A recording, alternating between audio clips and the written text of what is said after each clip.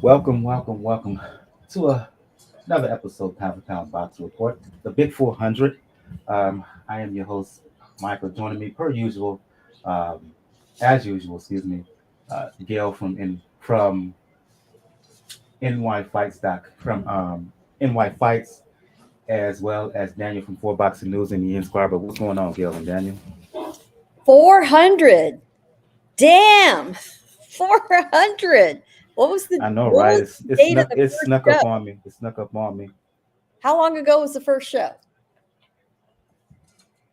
Um, First show was back in 2013, I Woo! believe, and we switched things up with the previous co-host. I think you joined us. You joined Miguel. Well, quick backstory for those who are new. Show began in, I want to say, April 2013. Um, had a previous guest who's no longer with us. Had a falling out. It is what it is. And when did you join, Gail? I can't remember. I want to say Not, around 2015, yeah, 2016, not and then all that around long there. after. Yeah, yeah, something like that. I think Daniel joined us in and around at this shortly after that. So, yeah, we've been around for a minute. For those who are new, who are checking us out for the first time, pound for pound boxing report. Excuse me, I'm eating. I know it's rude, but just not too long for us to work out. The brother's hungry. Pound for pound boxing report, live YouTube show, podcast, blog, site, etc., discussing all things boxing. The motto is when boxing is good, we will talk about it. When it's bad, we will talk about it. Bottom line is, if it concerns anything with the sweet science, it will get discussed. If you want to find any and all information about the show, about the podcast, you can go to the site p4pboxingreport.com. If you wish to email us with questions, thoughts, etc., you can do so p4pboxing at p4pboxingreport.com.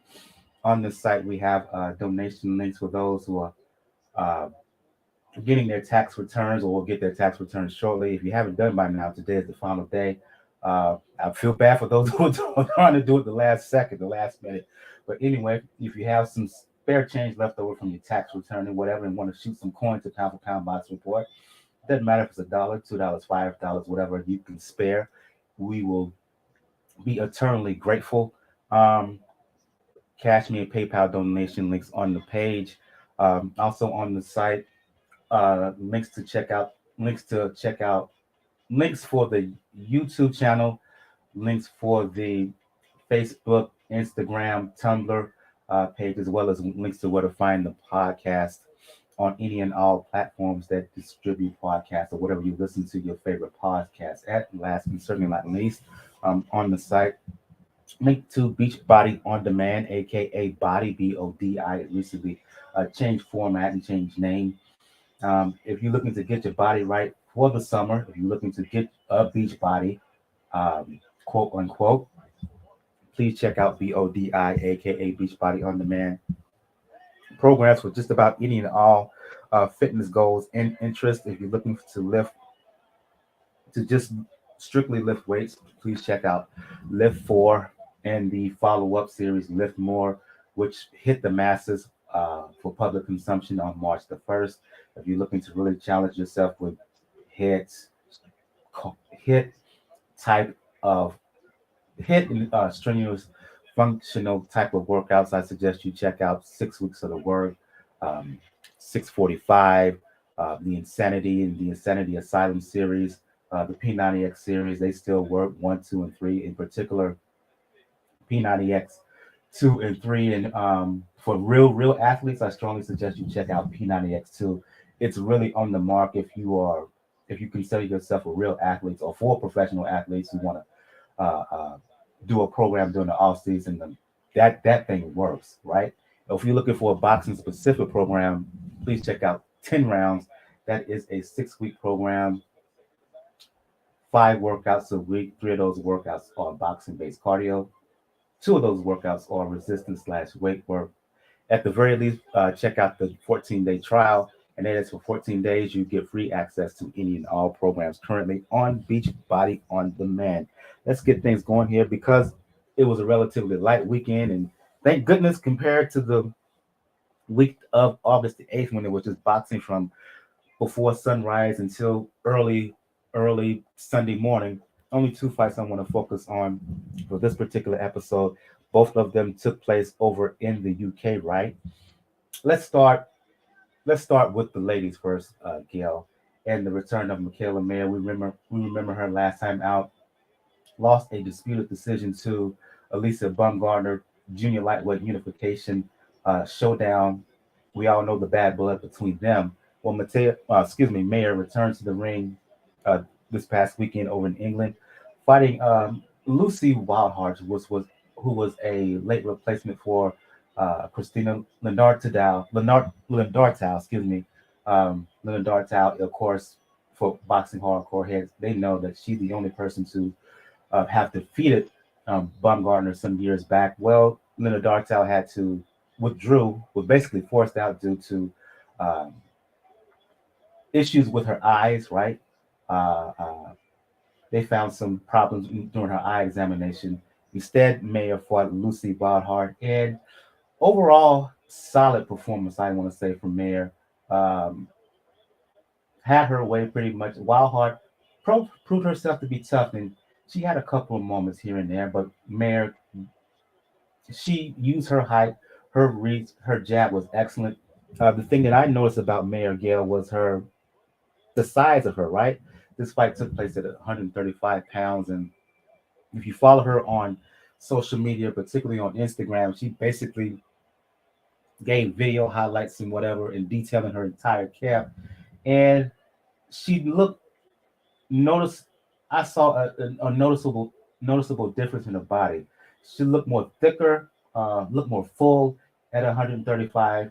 Uh, Given how she looked against Wildheart and given her frame and her body, how her body looked at her first fight at lightweight, uh, I know she's talked about wanting to fight Baumgartner again, but is her future really at 135 pounds at this point of her career? Oh yeah, she's not going backward. Now, part of what you saw was her opponent. Yeah, Leonardo didn't get medical clearance from the British Boxing Board of Control, even though they had cleared her to fight Katie Taylor in England some years ago. This time they said no, and the reason was that she's got an artificial lens in one eye. Why they cleared her before and not this time, whatever reason it was, which was not given, no one explained that. She was out. But apparently, Queensberry Promotions got wind that this might happen. And so while they scrambled an opponent seemingly on a day's notice, they had her on standby. So it wasn't quite as quick as we all thought, although it was certainly the week before the fight. So the opponent replacement was Lucy Wildheart. She is from Sweden, 10 and now 2 with 4 knockouts. She has also competed in mixed martial arts, I believe kickboxing. But Wildheart, the replacement opponent, while she's absolutely credible, held her own, made it to the end of the fight. She's 4 inches shorter than Mayer, in fact, laughably shorter. And this was only her second fight at 135. She has been fighting at featherweight. So she is a much naturally smaller fighter. I will really be interested to see how Mayer looks when she gets an opponent across from her who's a legit 135. Mayer did exactly what she needed to do. She had somebody in front of her who wasn't going to just lay down, who forced her to work, forced her to think, which meant that we could watch her work. And that is really important. She needed that fight. I know she was very disappointed when Leonardo got removed because, there was a bit of a backstory there for her, but she is moving forward. She got the win. It was virtually a shutout on the cards, 100 to 90, 98 to 92. And there was one scorecard with 98 to 91. Now, there was no knockdown, so I don't know what happened there with the math or what the hell, but basically a shutout. She did what she needed to do. What's going to happen now? Well, her main targets are not really in front of her. Baumgartner isn't going to come up. Taylor is occupied, and Mayer is aware of that. She knows that Taylor and Amanda Serrano have business, and Taylor's got a fight book. Top Rank is very, very good at matchmaking. What they need to do is keep her busy in front of credible opponents, even if it isn't the opponents she's really, really interested in fighting. So she's going to have to work her way back, but she made a good first step this weekend. To Gail's point, Daniel, with the win, Mayer won the interim WBC lightweight title, but the undisputed champion, as we all know, is Katie Taylor. She's going to fight Chantel Cameron at 140 pounds next month. And then after that, the assumption is that if Taylor win or lose, really, that her next bout will be a rematch with Serrano. Of course, Taylor and Serrano were scheduled to fight on that same May 20th date in Ireland. Serrano pulled out due to injury. Chantel Cameron stepped up and said, I'll fight her. I'll go to Ireland to fight her. So we got that. What is the timeline here for a possible fight with Mayer and Taylor? And as Gail noted, the goal should be for Mayer to stay active, right? Do you have any possible names that she could fight in the interim to keep her name out there, to maintain a certain level of visibility until a possible fight with Taylor, either later on this year or some point in 2024? Not off the top of my head at 135. Because of the way Taylor and Amanda just went through the divisions. So those are the only two names that you could go into it. But as we mentioned, they have business to decide. And with that in mind, you don't have time to probably even do a fight this year, because obviously the Taylor fight is going to be on the 20th in May, almost already halfway point of the year. And depending on how fast Amanda's injury heals up, you realistically are probably not going to see that rematch until October, possibly even November. And at that point, because of the weather, you may not want to have it in an outdoor arena. They might try to move it to an indoor arena. So there's a lot of avenues that have to be sorted out on that end. If you're Mayer, you can get some names out there. You could probably look at the rankings and see what you can do to build up your resume 135, or because she will probably do it, get Baumgartner to come up to 135 to fight you. And given the fact that those two ladies don't like each other, and they always take an opportunity to one-up each other, it wouldn't surprise me if you offer that to Baumgartner, that she would probably be pretty keen on taking it, because it's another payday. It's against an opponent that she knows she has beaten before, and like I said, she doesn't like him. That's probably the major fights that's going to put into it. Everything mainly depends on how soon they can reschedule the Taylor-Serrano rematch. Because if it turns out that Katie Taylor goes into another war with Chantel Cameron, and they decide, no, let's not have this fight until November or December, yeah, Mayor's gonna have to stay busy. Even if it's just simple fights against ranked opponents, that'll work. But more likely, the realistic terms probably get that rematch with Bumgarner just to prove a point. This fight was on the undercard of heavyweight bout between Joyce and Zhilei Zhang. We remember Joyce last time out, really bullied and beat up Joseph Parker, stopped him in 11. Zhilei Zhang, his last fight was controversial loss to Philip Hergovich, right? And Joyce was defending a belt, quote unquote, interim belt, WBO version. We talked about it briefly last week, right? In our preview of this fight. And the prevailing thought amongst many boxing fans was that Joyce, with his come forward style, with his toughness, with his granite chin, would do what he usually does, and that is just eat shots up, intimidate fighters with his ability to absorb punishment, and then just overwhelm his opponents, right? Didn't turn out to be that case. A lot of people felt that Joyce had the hardest chin in boxing. Well, that was dispelled in this fight early in round 2 when Zhilei Zhang buckled Joyce with a straight left hand down the pipe, Daniel. And as the rounds went along, that left hand that I mentioned, it was basically a radar on Joyce's chin. It bothered him throughout the fight and eventually caused swelling over his right eye. Got to the point where Zhang really dominated this bout, right? Joyce had no answers. He couldn't cope with the left hand. He couldn't cope with the surprising hand speed of Zhilei Zhang.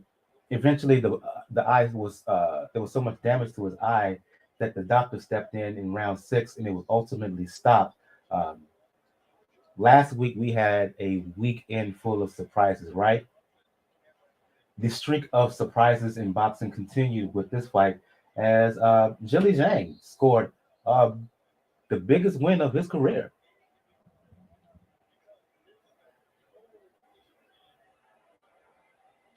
Unmute your mic, Daniel. All right. Yes. Okay. So I thought it was unmuted. Yeah, this was an upset. I think he was a 20-1 underdog, if I remember. Yeah. Betting correctly when it came to Zhilei Zhang beating Joyce. But it wasn't a breakdown so much like he broke Joyce down from head to toe. It was literally just the fact that Joyce, for some reason or another, that just decided to let Zhilei Zhang be able to throw straight lefts in no way protecting the Sims. Mm-hmm. And the part about it is, it wasn't a situation in the second round. Yeah, you could tell that Zhilei Zhang hurt Joyce initially, but we got to keep in mind he didn't go down. He buckled him, but he didn't go down. Ultimately, what stopped the fight was the fact that Joyce's right eye pretty much swole shut. And the doctors looked at it twice. The first time, they let it go for a little bit. And then the second time, they did the same test, and they stopped the fight. Now, for all intents and purposes, I don't know if they put out an injury report afterwards, but it looks like a broken orbital bone to me. Just the way that eye swelled up. It looks like a broken orbital bone. So that, coupled along with the fact that the amount of left hands that Joyce ate, it surely shows, unfortunately, that while you may be tough enough to take punches, you're eventually going to need somebody that's going to be strong enough to make them count.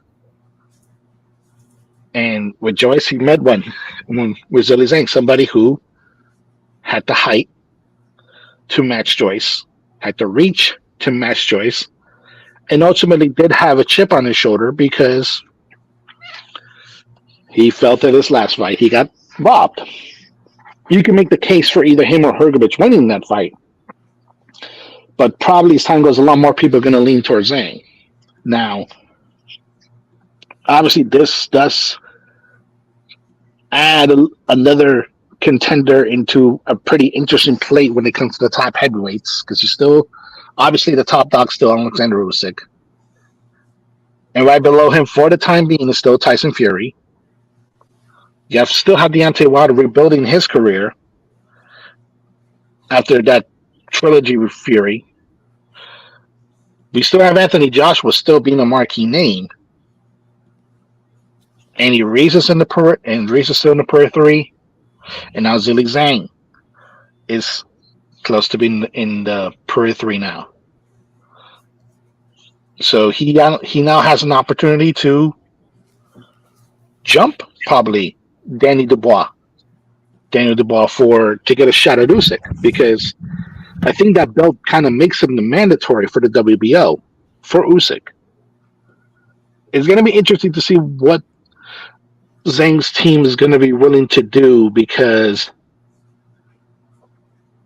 obviously people know the situation that's happening right now with Usyk, and as far as mandatories go. Now, do you? Okay. Say again? No, that's it. Are they gonna try to rematch with Hrgovic? That wouldn't be too bad. Would you rematch Joyce once his eye heals up? I wouldn't wait that long. Or would you do this? You already took down the top guy that Frank Warren had. Take out the other one. Make Zhang versus Dubois. That way, those two eliminate each other when it comes to mandatories, and we know clearly who Usyk will fight next. We'll touch on the future of Zhang in a bit, but I want to focus on Joyce here because, man, has the commentary been flowing, and people have been doing a lot of Monday evening quarterbacking, Gail, in the aftermath, right? Joyce, for this fight, he came in roughly 20 pounds lighter than he did in his fight against Parker. There have been some who said that he came in too light and wasn't at full strength. There are others who questioned why this fight happened in the first place, didn't believe it was necessary. Others yet and still saying that he was, quote unquote, exposed. Whatever was the case, it turned out to be a disastrous evening for him. He's now on the rebound and rebuild. Following what you saw, Gail, what did you? Not only the key for his ultimate demise, and opinion on your comment on all the opinions that's been happening in the aftermath in terms of what happened to Joyce last weekend. Well, first of all, bit of good news. Believe it or not, as blackened up as Joyce's face was, nothing was broken, nothing was damaged. He just had a badly bruised face. That's it. Cleared from the hospital, good to go, got checked out, sent home, nothing to do but let it heal, which is sort of amazing when you saw how much damage his face took. Before the fight, Zhang had pointed out to the doubters, listen, he has never faced a southpaw my size. He said, he has never felt Chinese power, China strong. And he was right. It was the southpaw nature of what was coming at Joyce. He just couldn't figure out how to get out of the way. Was that an error in his preparation, not realizing that southpaw left was going to keep coming at him? Don't know. But I don't care who you are. Granite chin, whatever. The human body can only withstand so much. And a guy who weighs 280 pounds, who knows how to punch, coming after your face is going to get damaged. Joyce did not get knocked down. Joyce did not get stopped. His face was too damaged. preventing eyesight out of that one eye to allow him to continue. End of discussion. It irritates the hell out of me, frankly, to now hear people yelling exposed and wringing their hands over the outcome of the fight, while for months and weeks and years, all they do is complain about the best won't fight the best. Guys won't take legitimately challenging fights. So Joyce and Zhang decide to fight. There's no belt at stake. Yeah, there's the interim, but the WBO is number 3 in line for a mandatory. So let's face it, you're number 3 going up against Usyk, who might fight one time this year and probably not a mandatory and certainly not the WBO. There's 2 in front of him. So that isn't happening anytime soon.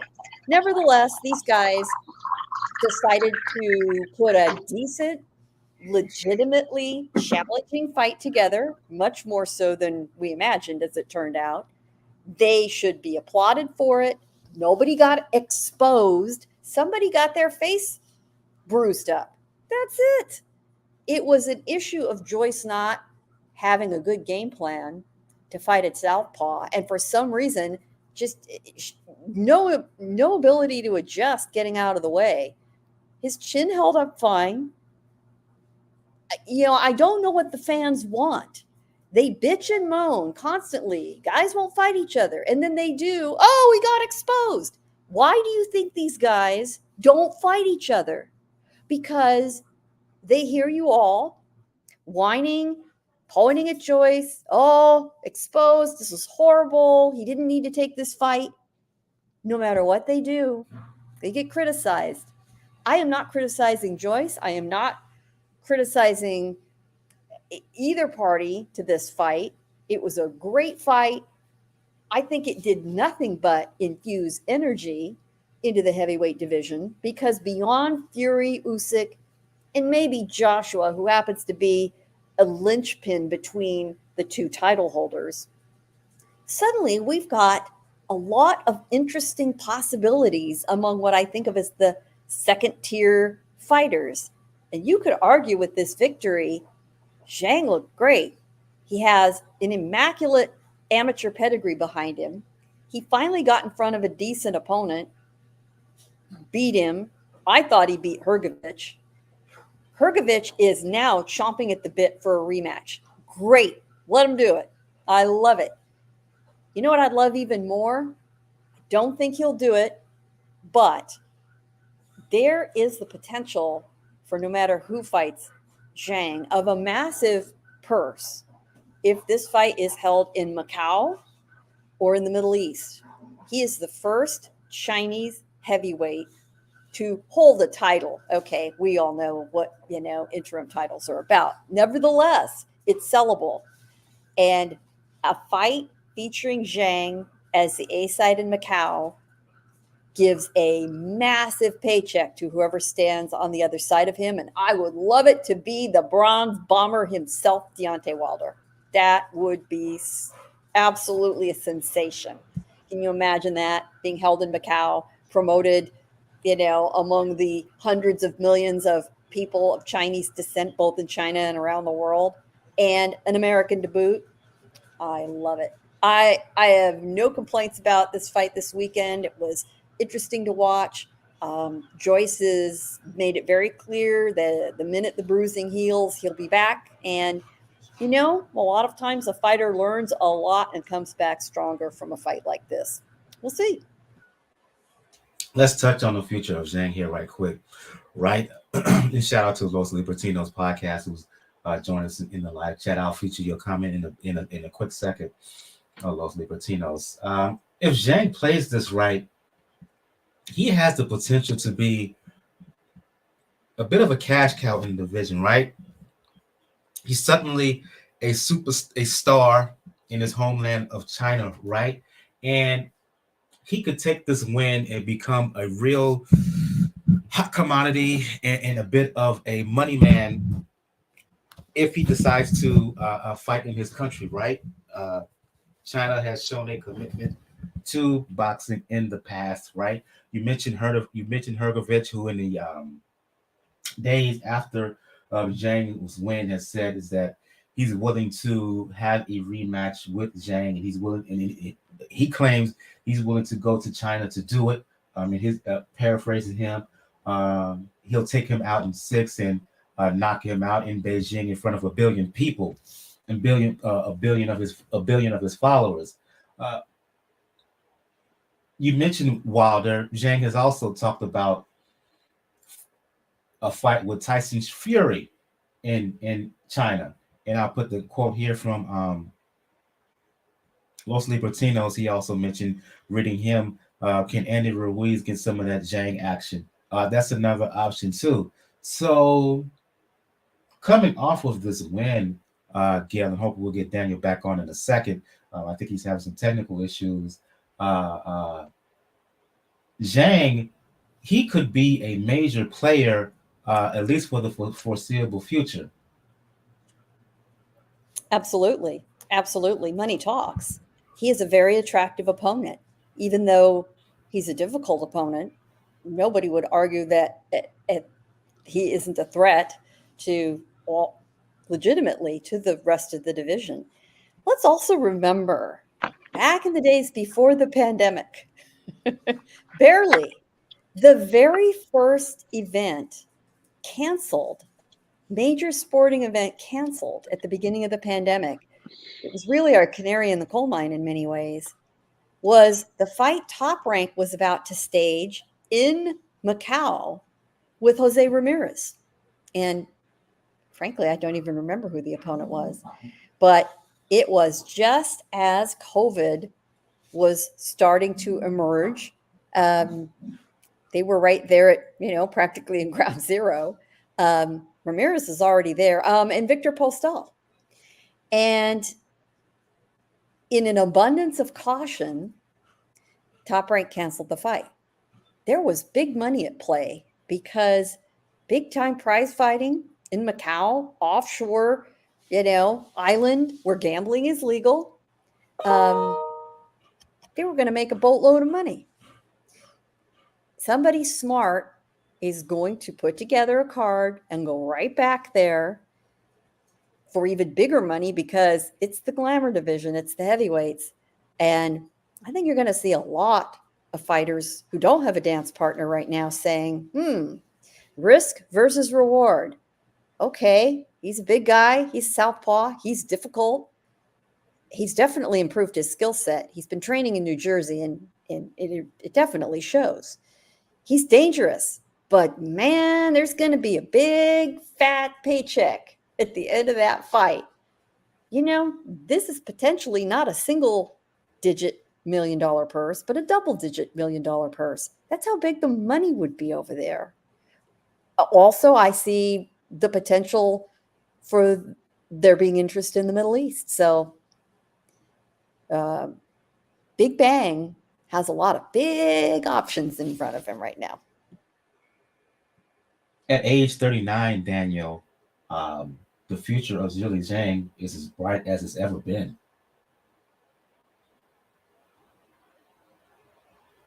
Unmute your mic, Daniel.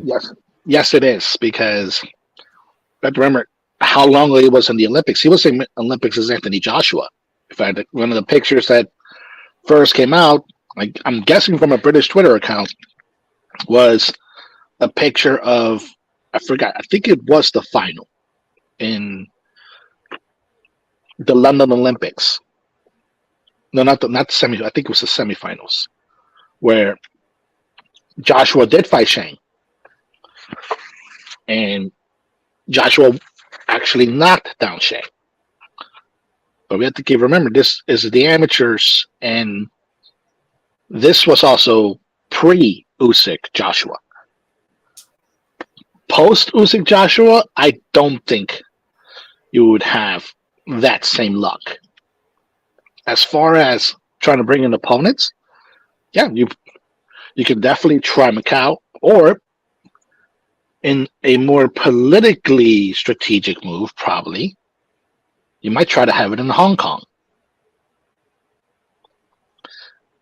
And you still have Zhang there, And you have plenty of opponents. Just like, man, Andy Ruiz will probably be a good one to get. Like I said, Daniel Dubois would be an interesting situation. Obviously, the rematch of Hergovich that would definitely be on demand. But there are options now for him, luckily, and it does add a little bit of spice to the division because it's been a little rigid for a long time. Obviously, because of Usyk's situation overall, and Fury being Fury. So this hopefully is going to turn into an interesting timetable, but it is the heavyweight, so you never know what happens. And also there's a rematch. There's a rematch clause with the fight with Joyce. Will they take it at this point? I wouldn't be surprised if they would run it back. I'd say this fall of this year, and if it does, do not be surprised if a rematch between Zhang. Funny. Do not be surprised if a rematch between Joyce and Zhang would happen in China. If I was Zhang's representatives, if they want to run it back, if Joyce accept the rematch, I'm bringing them over there. I'm not going over to England again. There's no point, right?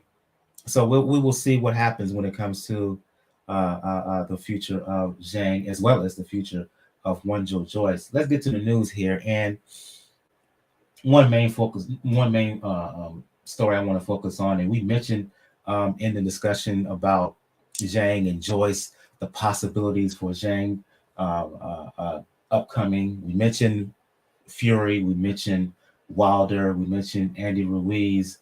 Well, there's been discussions apparently about a 4-person tournament over in Saudi Arabia for December this year. One proposed fight is a matchup between the aforementioned Deontay Wilder and Anthony Joshua, who we know is coming off of a recent win, 12-round decision when his return to the ring. The other bout in this 4-person tournament is a matchup between Fury and Alexander Usyk. A lot of this is contingent on Usyk winning and what many believe is an upcoming match against Daniel Dubois this summer. Please check out Three Kings Boxing, your source for pure unadulterated boxing information. Shout out to the entire Three Kings crew, Prodigy of Boxing Talk, aka 2K, the man behind Three Kings, as well as Bo, who you've heard on this show numerous times, and the rest of the contributors and staff over at Three Kings Boxing. We've been writing multiple articles on this. Eddie Hearn has acknowledged that discussions have taken place for a fight between Joshua and Wilder, right? Deontay Wilder's trainer has also acknowledged that there's that talks have been undergoing in terms of a tournament over in the Middle East. But Gail, Tyson Fury, I think it's strange that he's saying this. He posted on social media that all this talk is BS. Alex Krasuk, who is Usyk's promoter, gave a nice little clap back to Fury, basically saying that Fury is running scared again. What do you make of all of this? I know Fury said it's not happening, but everybody else says it is. To me, that says that Fury may not be telling the truth here, or some could say that the fact that part of a proposal is a fight between him and Usyk. The reason that Fury is saying what he said is because he doesn't really want to fight Usyk and may not take part of the tournament, of this proposed tournament. What do you make? What do you make of what has been transpiring in the rumors and scuttlebutt over the last 48 hours? Well, I couldn't have said it any better than you just did. Rumors and scuttlebutt. Scuttlebutt and rumors. We all should know by now that talk is cheap until there is a contract with signatures in permanent ink and the guys show up for the weigh-in and there's a venue and a date. It's all just talk. I have a very, very hard time believing you could stage a tournament in boxing's most prestigious division. That is a lot of moving parts. That is a lot of very high paid talent. They are from every corner of the earth. Where is this stuff supposed to happen? What one promoter could wrangle all this? Truthfully, it is so logistically challenging. We can't even put a damn single heavyweight fight together for either Fury or Usyk at this point. What makes everyone think there could be a tournament? Now, I will say this. If Fury and Usyk are not involved, not on the table, and it is positioned as the best of the rest fight for their opportunity to fight for the titles from one or the other, that makes a little more sense to me. But the rest of it, I really do not see any possibility of it happening. Hey, if it does happen, remind me, everybody. I'll eat dirt gladly, but I don't think I'm going to be wrong. What do you make of all this talk, Daniel?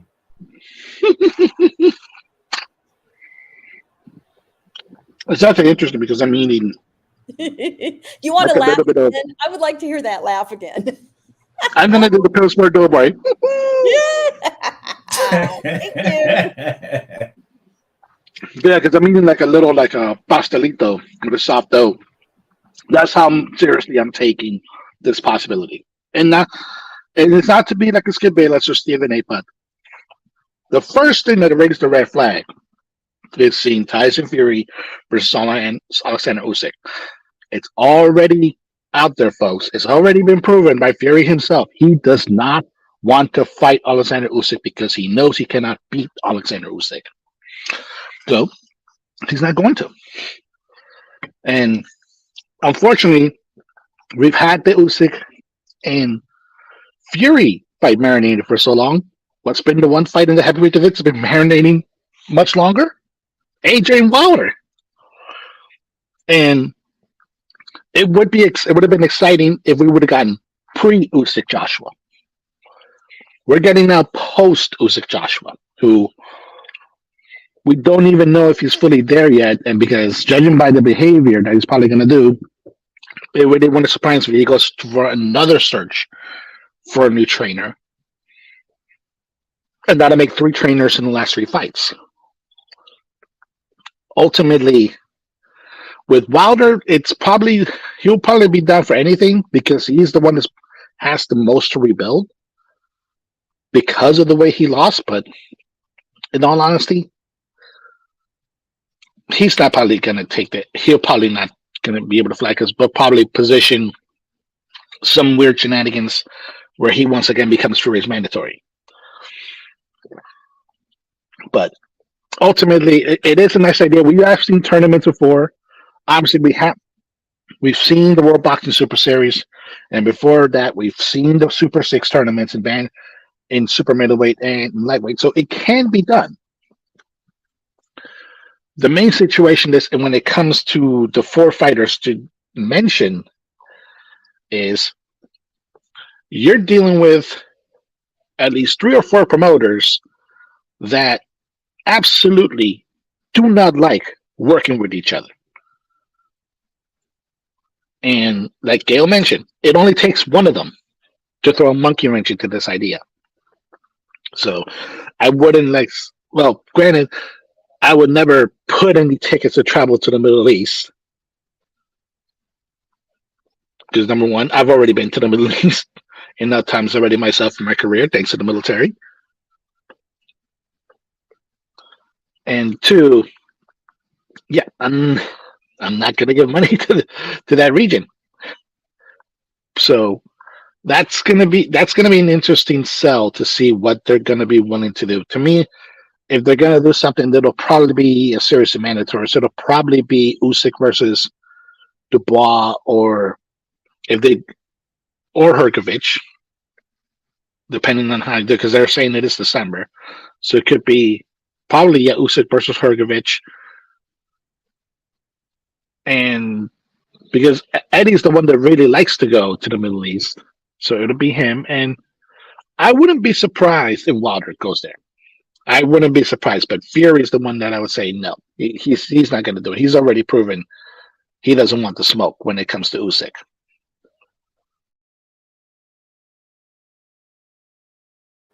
I think it's safe to say that both Gail and Daniel are rather skeptical of what's been discussed in these boxing streets over the last 48 hours. It would be great for the sport were it to happen, right? The four kings, if you will, in the division fighting each other. The proposal is that the winner of a fight between Fury and Usyk will fight the winner of Joshua Wilder early 2020. Well, not early 2024, but at some point in 2024 for undisputed titles. It would be great. It will be one of the biggest events of all of sports. You want to be somewhat optimistic, but boxing is what it is. And over the last, let's just say 12 to 18 months, we've seen so many fights get talked about, only not for it to happen.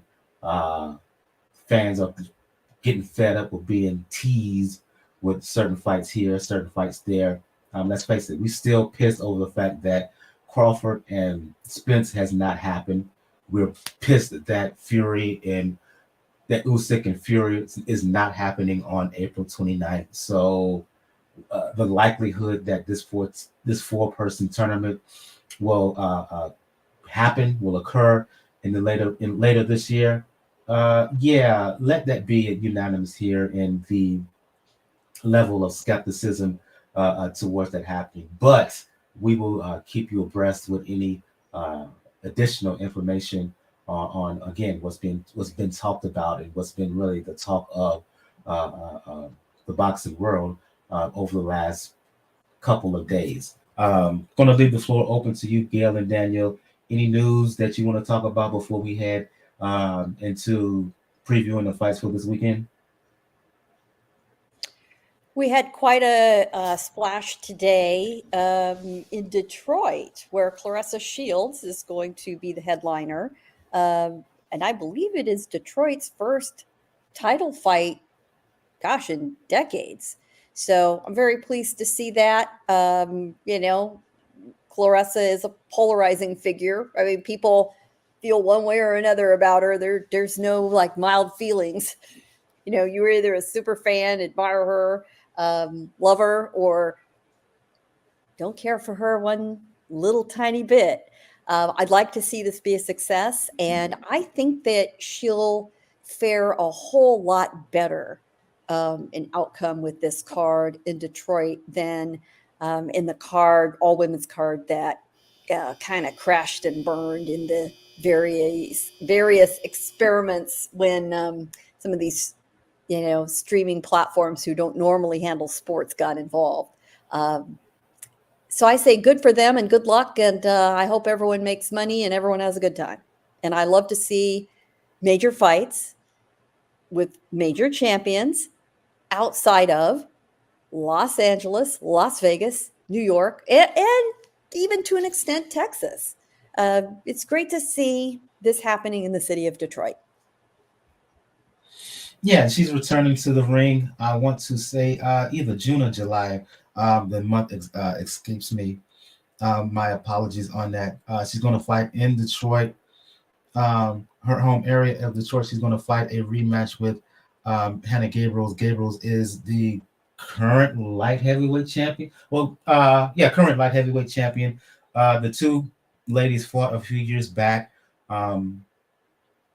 It's going to happen in June. I forgot the exact date in June.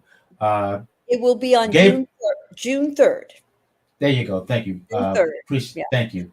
The two fought a few years back. Gabriels is the only person to put Shields on the deck, put her in the first round, put her down in round one of their previous bout.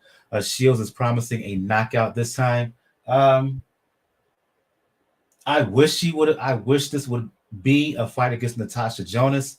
Jonas is a unified champion at 154 pounds, but they couldn't come together on negotiations. Shields and Jonas, but the fact that she's fighting in her home area of Detroit is good for the city of Detroit. The fact that Shields is fighting in the United States for the first time since 2021. Let's hope the promotion is a success. You have a good crowd, right? And even though I'm a little bit disappointed in the opponent, let's hope that the event in total is a success because the city of Detroit, I say needs it. It would be a big boost to that area. So Shields returns to the ring in June, rematch against Hannah Gabriels. Any other news that you want to talk about, Daniel? Or do you want to move on to preview these fights? Oh, let's go into preview. This is going to be a fun weekend. Well, let's do it. Let's start. I'll go to you, Daniel. Let's start over in the UK, right? A card on the zone, headlined by 130-pound title fight, IBF version, IBF champion. Rakhimov is going to fight former champion Joe Cordina, who won the belt early last year. One of the knockouts of the year in 2022. I forgot the guy he knocked out to win the belt. The Japanese fighter he knocked out in round 3. They'll come to me. But following Cordina's win to capture the IBF belt, stripped of the title due to basically injury, Rakhimov beat Zelfa Barrett, stopped him in round 9 to win the vacant title. Because Cordina's mandatory, he gets the first shot at Rakhimov. I'm having a hard time calling this fight, Daniel, between Rakhimov and Cordina. Rakhimov had to rally to beat Zelfa Barrett, right? And if it's a battle of just skill and boxing, the speed and the technical ability of Cordina should play out. But you just don't know how good Joe Cordina is at this point, right? He's had hand injuries before. It was a hand injury, not a shoulder injury, I believe. It was a hand injury that caused that caused the lengthy layoff here. And my head says Cordina, but I'm still unsure. It's a big question mark for both fighters coming in. It's going to be an interesting fight because when it comes to Cordina, the main thing that he has is that he never really lost that title in the ring. He was stripped of it. Excuse me, Daniel. It was Kenichi Ogawa, who he defeated. Ogawa. Third round in June of last year. Yep, I think that knockout probably did win some upset of the years or knockout of the year awards just because how emphatic it was. But we have to keep in mind, like I said, with Cordina, he never lost that belt in the ring. He was stripped, from what I remember. So he has a major chip on his shoulder. So to me, this is going to be a situation where you have one fighter in Rakhimov who they come back and had a great fight coming in to earn this shot. And now he's going to go against a fighter who feels that he never should have been fighting for this belt to reclaim. He'd be coming in as a defending champion. That's probably going to add a little bit more to the mentality of Cordina. I could see him pulling it out in this case because that's a powerful motivator.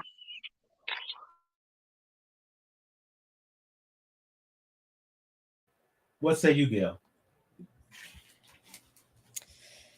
And at all times when a fighter has an outcome like this, they fight 10% better. And Cordina, has been erratic in the past, but this was a spectacular knockout. I mean, just crazy good. and surprising. You know, the surprise factor is a big plus. I like the staging of this. You know, the preview photos have been interesting. Rakhimov, you know, he will be technically sound as all Eastern European fighters are. But part of what I do like about Cordina is at times he throws caution to the wind. He just does. He takes a chance. He bets on himself. And man, when he bets big, a risky big bet, and it pays off, it pays off. I wouldn't be surprised to see him approach this fight in a very similar way.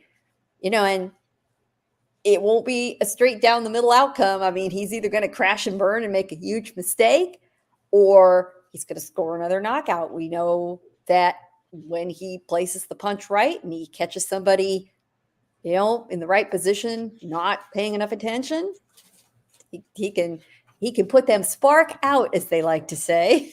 So I think that I think he'll do very well this weekend. I'm looking for another big flashy win. And again, that fight is going to happen.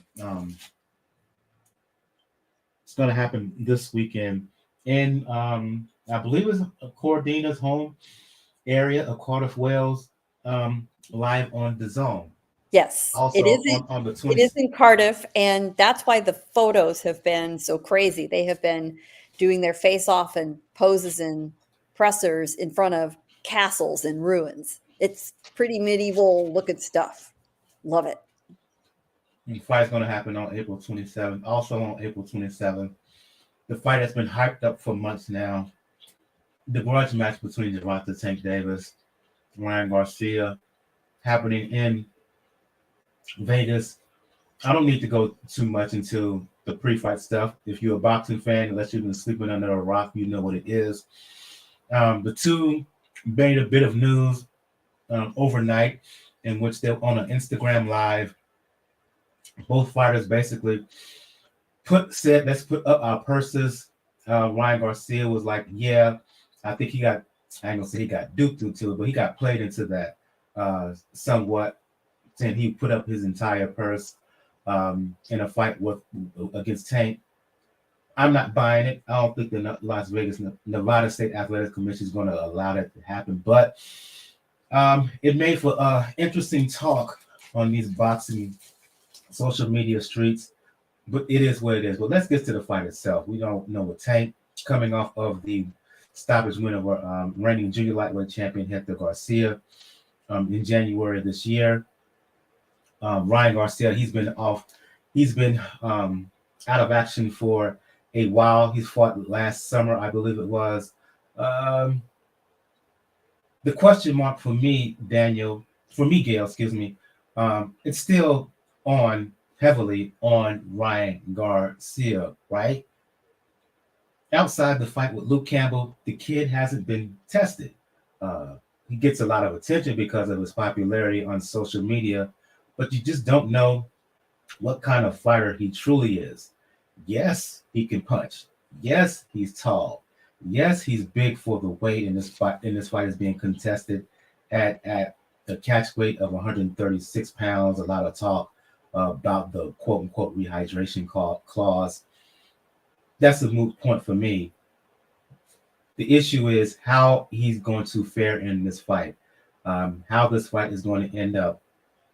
I know from a physical standpoint, Garcia has the tools and the potential to get the win, but on balance, if you're really objective, you have to say heading in that Gervonta Davis, with his power, with his experience, right? He has to have the advantage on paper. Oh, clearly, Gervonta has the advantage on paper. He has the advantage in location. He has been the A side carrying a card before. A lot of the intangibles absolutely run in his direction. He has the power. He has the record. It would be ridiculous to not say he's the favorite. But Ryan Garcia has more than a puncher's chance, which is why we're all so interested in this fight. We're all so intrigued about what does Ryan have to bring to the table. because we have seen him deploy power. We have seen him get off the deck to win.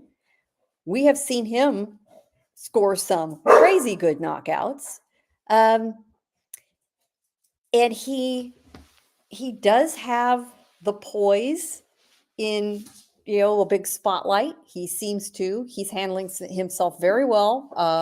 The arrivals today, both fighters look very calm, look very relaxed. Not a lot of fussing going on. I like that. Interesting. Thank you, Los Libertinos, for providing those odds to us. I say those are fair. I absolutely say those are fair. It's going to be very interesting to see how those betting lines change as people arrive in Las Vegas for the fight and start betting.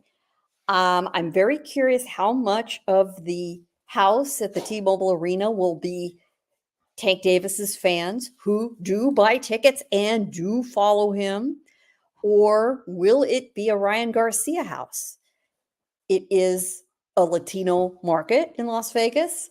If you recall the fight between David Benavidez and Caleb Plant, to my surprise, actually, a little bit, it was an overwhelming house for Benavidez.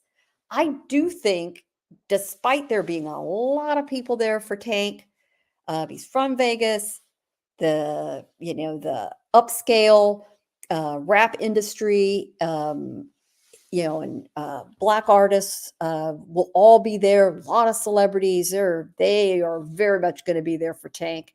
That in itself draws a crowd. Having said that, there are still tickets available, and our quality resellers, do seem to have a lot of tickets in hand. So that is all going to factor in. To me, though, one of the big assets for Ryan Garcia is Joe Goosen. And Joe Goosen has been here before and has had to rally somebody off the deck. I hope that Joe has his Ryan Garcia version of his speech to Diego Corrales ready, because he might need it. But I do think Goosen's presence is going to be steadying for Ryan. If he's really relied on him, we'll see. I am concerned about the ring rust issue for Garcia, though. You brought that up, and I think that's right on point. If anything is going to make this a tough fight for Ryan, I think that might be it. Because what he needs to do, we all know that Tank is a slow starter. He's just like Canelo. And a lot of other fighters who have power, they let those first rounds go because they know they've got tools. Ryan needs to win all those early rounds. And if it turns out he can fight him at distance, use those long arms, jab him, not let him get inside, if he's successful at that and it becomes a battle of the scorecards, he needs to win those early rounds, get ahead and stay ahead, build a lead. That actually might be his ticket to success in this fight. It won't be the thriller fans think, and I'm not 100% sure it will be. I think they're going to be very careful with each other and very tactical, certainly until the later rounds of the fight. But if you're laying down grocery money, you need to bet Tank. If you got it to burn, give Ryan a shot. I think we're in for a very fun night either way. You mentioned Diego Corrales and Garcia. Daniel is similar in some aspects to Diego Corrales in terms of height. He's tall for the division. I think he's 5'10", maybe even 5'11" at this point. And he has power like Chico Corrales did. We all know that Garcia's money punch is the left hook. And I think if he's going to win this fight, it has to be with that left hook. It has to be with his power, right? And Tank has admitted that in his win over Rolly Romero, he was cautious up until the knockout punch because he felt the power of Rolly early in that fight. If Rolly can get Tank's attention, Garcia can with his power. The problem is that Garcia after Luke Campbell bout showed defense is not his forte. We all know he tends to fight straight up, too tall, too erect, doesn't use much body movement, and at times he fights with his chin up in the air. That's how Campbell caught him. And if Campbell can put him down, Southpaw and Campbell can put him down, I'm fearful of what would happen to Ryan Garcia if a fighter with Tank Davis's power, one of the hardest punchers in the sport, regardless of weight. I'm fearful what would happen if Tank is to catch him clean, particularly on a consistent basis. That's going to be the interesting factor when it comes into this fight, because obviously when it comes to Ryan Garcia, probably the highest caliber opponent that he's faced is Luke Campbell, who was serviceable but not exactly top tier when it comes to the lightweight division. And he did go down in that sense. But one thing that he also has the intangible, not only that I left hook when it comes against Tank, it's his hand speed. One of the things that Tank technically always has advantage in the ring when it came to his opponents is hand speed, which helped a lot of times in landing the power shots. This is the first fight in a long time, from I remember, where he doesn't have that advantage. And that's going to be a situation where he has to see what they do, because the intangible, again, that Gail mentioned, is Joe Goosen. Joe Goosen is not a trainer that just goes there to collect a check. If you don't put in the work, he's going to walk out. That's the way he is.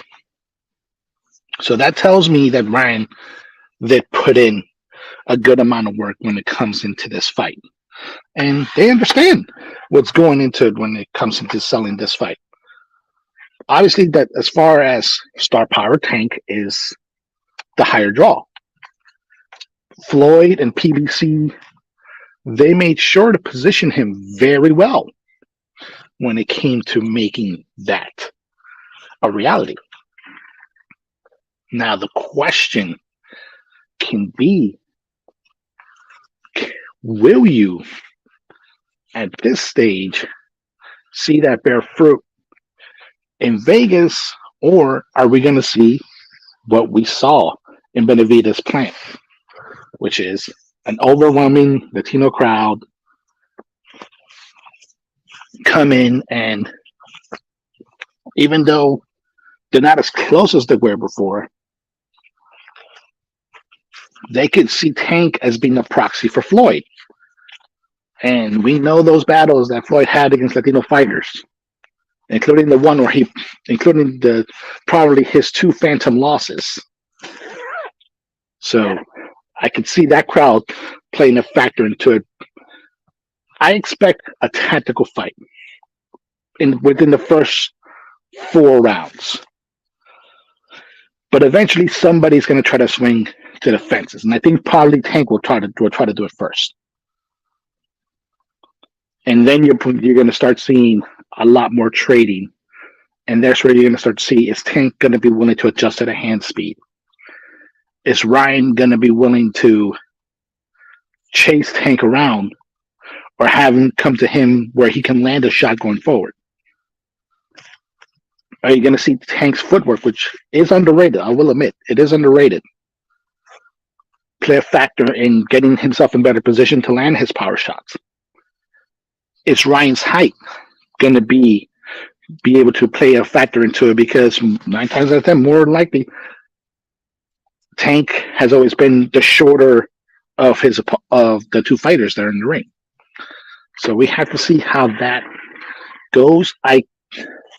Most people are picking Tank, and luckily Los Libertinos, they put in the odds, and those are fair odds. But I'm going to go with Ryan in this instance, because I don't think Tank is going to be able to fully adjust to the hand speed and if Ryan is a little bit more filled out than Rolly and lands better shots than Rolly, he might feel a little bit more, and that may put him in a bit of desperation where Ryan might land a left hook and then comes to the victory. The main thing I can predict is I do not expect at all to this go to the judges. If this goes to the judges, then the fight could probably be considered disappointing. Official prediction time here. Start with you, Daniel.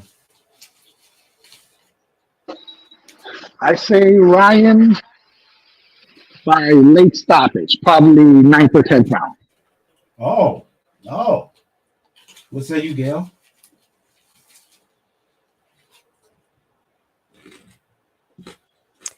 I'm finding that discussion very interesting, and I 100% agree with the speed factor. And a lot of the speed that Ryan likes to show off in workouts, and he's playing around online and stuff like that. That's window dressing. That's games. But legitimately in the ring, speed is his friend, and speed kills. Speed is an enormously powerful asset to any fighter. He needs to stay at distance and deploy it. And I do think that will be a key. Also, the truth is he can't make a mistake. He can't get caught. But I do like the fact that he has been caught. And he did get up. It looked bad at the time. He knows what it's like. Get off the deck, shake yourself off, get your shit together, and go forward and win. It's not all over at that point. That is a powerful lesson. Tank doesn't have the advantage of that lesson. So, Daniel, I'm liking what I hear. I think it's all very, very plausible. There are a lot of variables. There are a lot of allegiances. So much going into this fight. This is why we're all so intrigued. And the buzz is real, folks.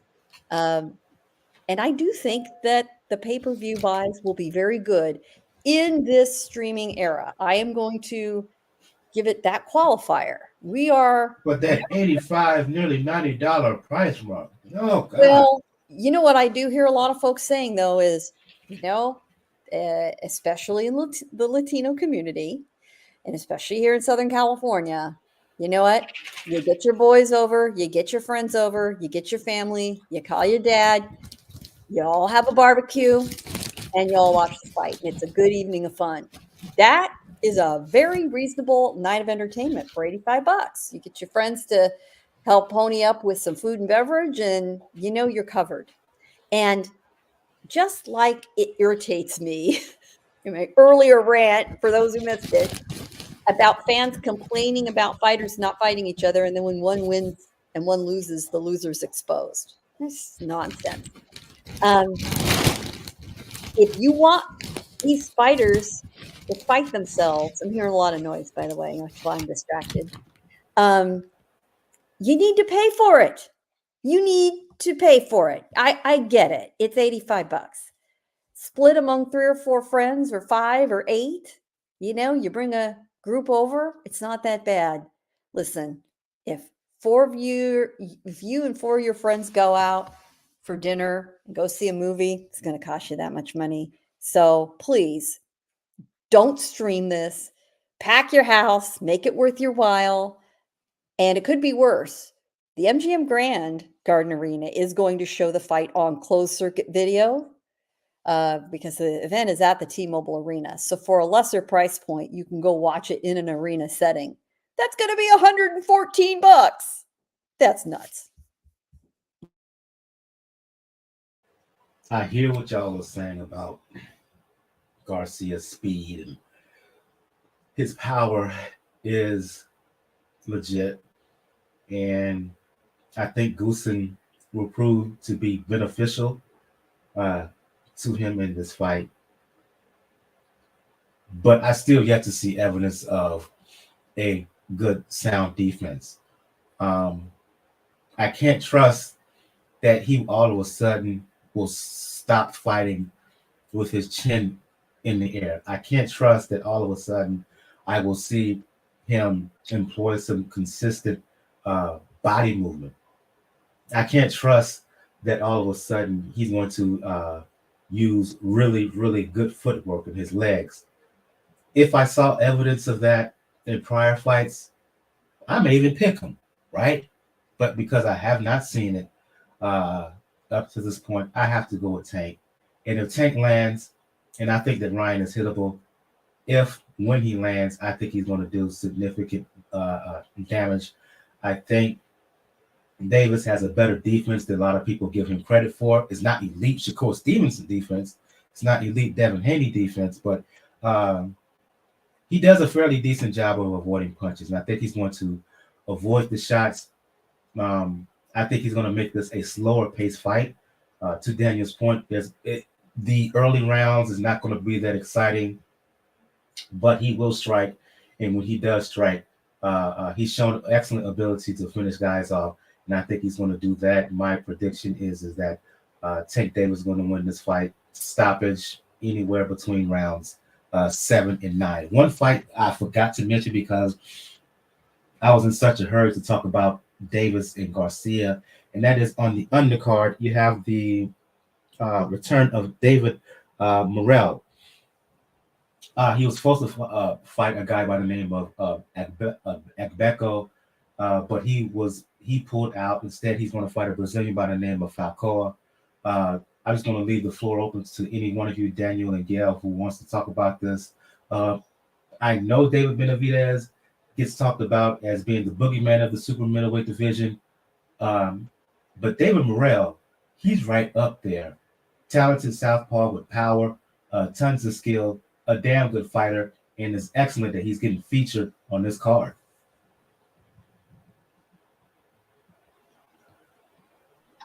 I completely agree in that point. This is to me an audition for 2024 because I think we all know what fight we're going to see in September of this year. We're more than likely going to see the rematch with Canelo and Bivol. So this to me is a dress rehearsal to get to 2024. Either try to get into the Canelo sweepstakes if he has the belts, or if when we talked about previously when it came to Dimitri, what he suggested, maybe get a chance to fight Bivol. Either way, it'll be a very interesting fight. Whoever Morrell can line himself up against, or even better, like a dress rehearsal to get a fight between him and Benavidez, because that is going to be telling for a while as to see who should get the shot against Canelo. We know David wants to get it, but we also know the situation involving Canelo and Mexican fighters. So Morrell has more of a leg up in that situation. So as I say, this is his dress rehearsal. He has an interim belt. So he is in the discussion for a possible mandatory. Shoot your shot. Absolutely. And I've seen a little bit of Falcao on film. Gail, he's not a bad fighter, right? He's a Olympic bronze medalist, 2012 Olympic Games, I believe. But there are levels to this, and David Morrell, in my opinion, is levels above Falcao. Falcao is credible. He's a credible fighter. He's a credible opponent. He won't fold. He will allow Morrell to do some work and show off his skills. And I agree wholeheartedly with both of you. I'm very happy to see him get the opportunity in front of a big audience on this fight card. You know, he is a Cuban defector who has made his home in, of all places, Minneapolis, Minnesota, where he's been completely embraced by the community and has been fighting. Get in where you can fit in, I say. Yeah, well, right. And wherever you find a home. And he packs the Armory, which is where he's been fighting.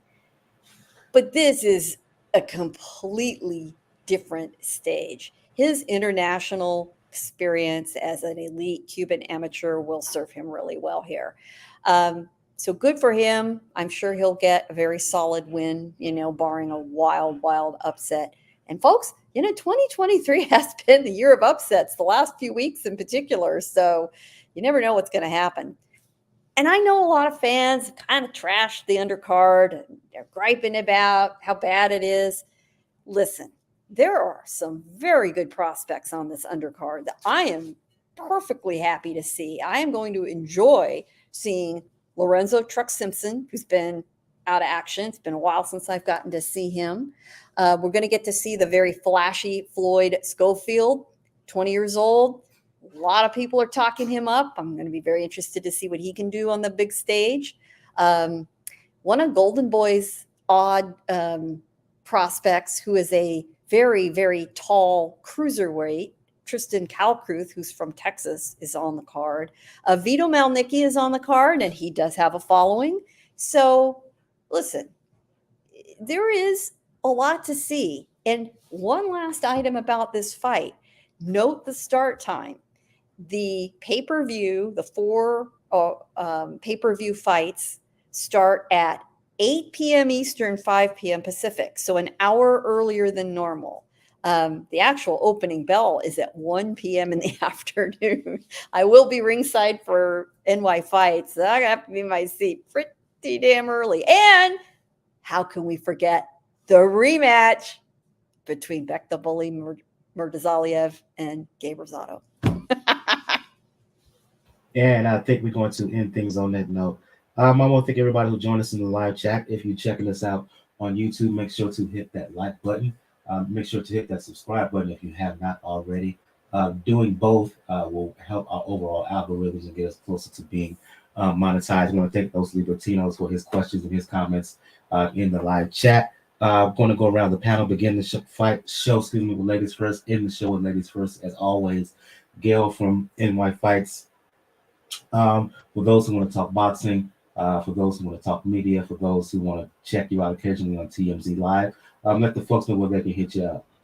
It's right there on your screen, folks, nyfights.com. I really can't make it much easier than that, nyfights.com. And you can also find me under my name on Twitter. It's PR Pro San Diego, same on Instagram. And I will be in Las Vegas as of tomorrow.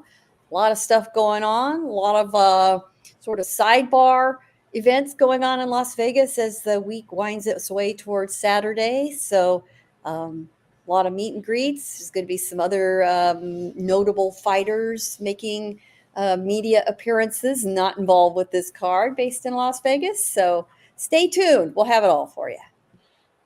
100%. I'll go to you, Daniel from 4 Boxing News in the Inscriber. For those who want to talk boxing, for those who want to talk pro wrestling, for those who want to talk about the NBA, especially when it comes to the Miami Heat, who scored a surprising Game 1 win, the first round of the playoffs against Milwaukee. Let the folks know where they can hit you up.